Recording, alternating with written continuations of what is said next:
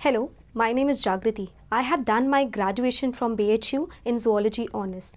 I had done my Masters from Lucknow University.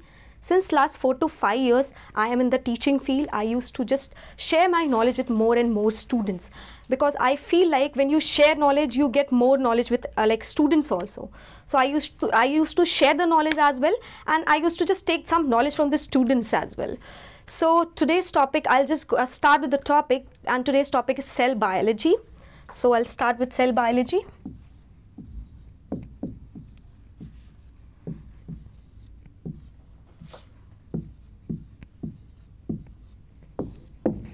Cell biology. So let me talk about cell biology. सबसे पहले I'll ask everybody that life की starting कहाँ से हुई होगी? From where the life started? कौन सा ऐसा पॉइंट होगा जहाँ से लाइफ स्टार्ट हुई? अर्थ से, एयर में, वाटर में, सॉइल में, कहाँ से स्टार्ट हुई? So as like may I ask you, everybody has different answers. Like I can see air भी बता रहे हैं कुछ लोग वाटर बता रहे हैं, कुछ लोग सॉइल बता रहे हैं. सो वाटर से लाइफ की स्टार्टिंग हुई. वाटर से लाइफ स्टार्ट हुई. पहला ऑर्गेनिज्म कौन सा आया होगा? साइज में बहुत छोटा होगा. So if I give a one example of that, so that is this is a single celled organism, amoeba. As everybody know, ये क्या स्ट्रक्चर है? ये अमीबा का स्ट्रक्चर है. It is irregular in the shape and इतना बड़ा size में नहीं होता है. ये साइज में बहुत माइन्यूट होता है, बहुत छोटा होता है. Even we can not see it by the naked eyes as well, we can see it by the microscope only. So this is amoeba. Amoeba से लेकर एक ह्यूमन बीइंग की जर्नी कैसे रही होगी? लाइक अगर मैं बात करूं अमीबा की, तो अमीबा एक बहुत छोटा ऑर्गेनिज्म था. सो अमीबा से एक पूरी human body which is a very complex type of body, वो कैसे बने?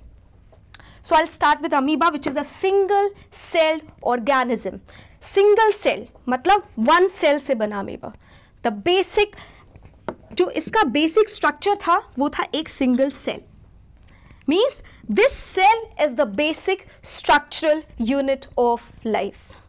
यहां से स्टार्ट हुई लाइफ, एक सिंगल सेल से. अब ये सिंगल सेल, क्या ये सिंगल सेल पूरी ह्यूमन बॉडी बना सकती है? बना सकती है या नहीं बना सकती है? नहीं, दिस इज नॉट पॉसिबल कि एक सिंगल सेल मिलके पूरी की पूरी ह्यूमन बॉडी बना ले, which is a very complex type. So अब ये सिंगल सेल क्या करेगी? ये सिंगल सेल क्या कर सकती है? डिवाइड कर सकती है अपने जैसी और different cell, not different cells, ये अपने जैसी सेम सेल से बनाएगी जो कि इसके साथ मिलकर काम करेंगे, same type of cells, and they will just specify one function together. और ये सारी cells, like if I talk about cell, then single specific kind of cells together form a system, and this system forms the tissue. अब आता है word tissue. क्या है इसका function, क्या होता होगा? सो अभी हम लोग सेल से टिश्यू पे आए हैं. क्या ये टिश्यू सफिशिएंट होगा पूरी ह्यूमन बॉडी बनाने के लिए? नो. सो अब टिश्यू के बाद क्या होगा? बहुत सारी सिमिलर काइंड ऑफ सेल्स मिलकर टिश्यू बनाती हैं, as I told you. Now similar kind of cells make the tissue, and ये टिश्यू अलाइन होते हैं side by side to make a tissue system. Now tissue system,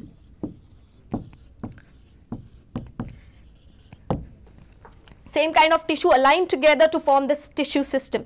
Now this tissue system, is this sufficient to make the human body? No. So now this tissue system will together form a organ. We have different kind of organs and they have different kind of functions. Like we have brain, we have heart, we have lungs and many other organs we have there which have their like functions itself. So अब ये organs जो है ये किस में होते हैं? Humans में. और भी बहुत सारे animals होंगे या organisms होंगे जिनमें ये organ होता होगा.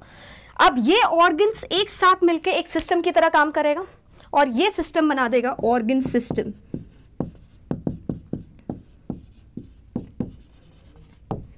And this organ system will make the organism.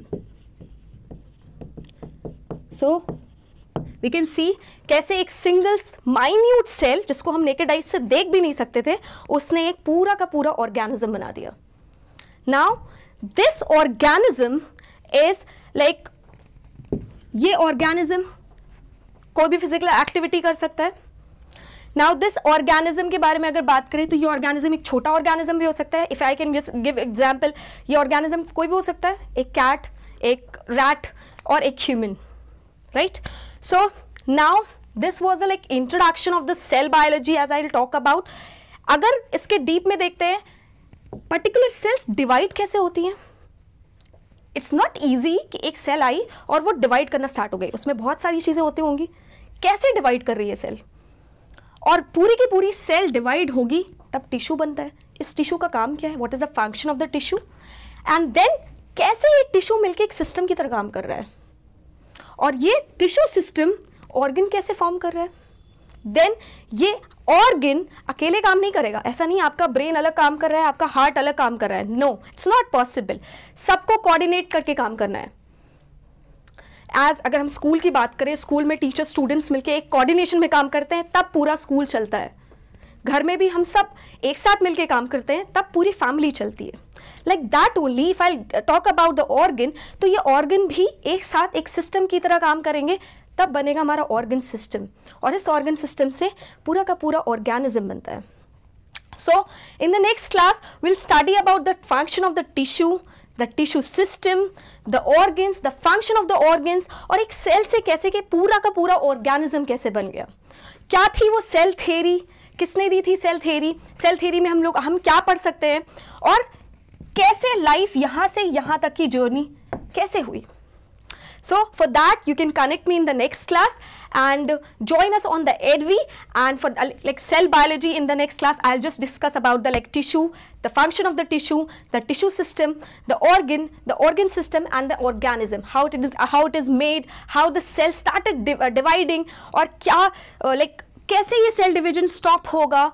इसका भी तो कोई इसको ब्रेक करना भी तो जरूरी होगा. ऐसा तो नहीं है सेल डिवाइड कर रही है तो डिवाइड ही करती रहेगी. So ये सारी चीजें I'll tell you in the next class of cell biology. So connect with me in the next class of the cell biology on EDV. Thank you.